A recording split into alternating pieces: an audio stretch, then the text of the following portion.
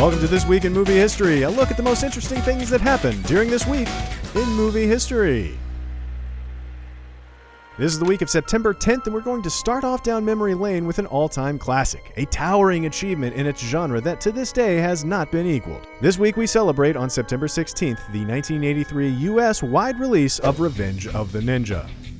Serious. This is the peak of Sho Kosugi's ninja trilogy, with the best story of the three and the best ninja action of the era. I think everybody can agree Ninja 3: The Domination was a huge letdown after this masterpiece.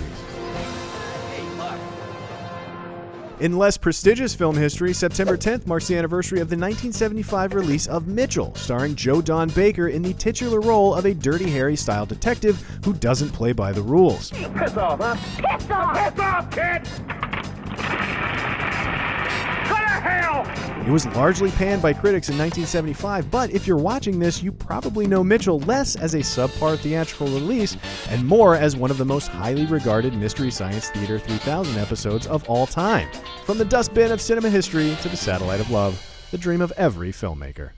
September 11th, 1992 saw the release of Sneakers, a somewhat forgotten techno thriller that should probably have a better reputation than it does.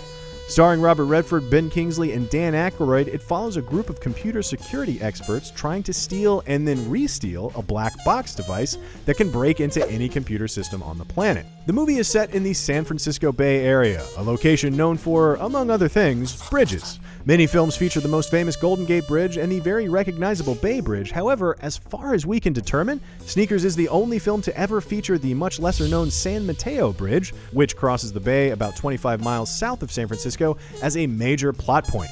If you've never seen Sneakers, consider giving it a watch. Okay, I'll give it a shot.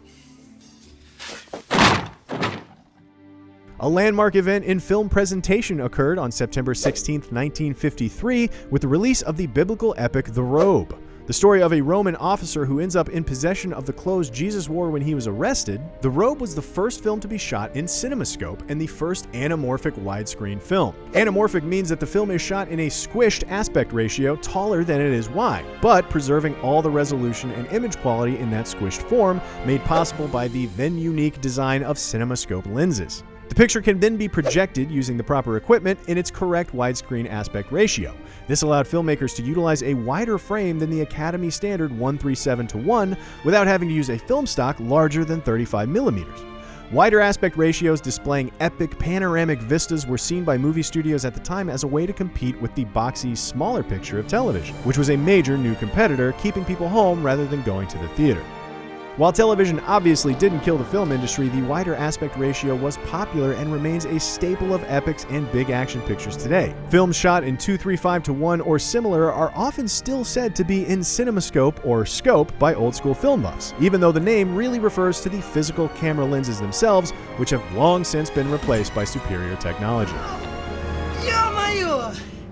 That wraps up our show for the week of September 10th, and rather than replacing us with superior technology, why not join us in 2 weeks for more This Week in Movie History? 2 weeks from now.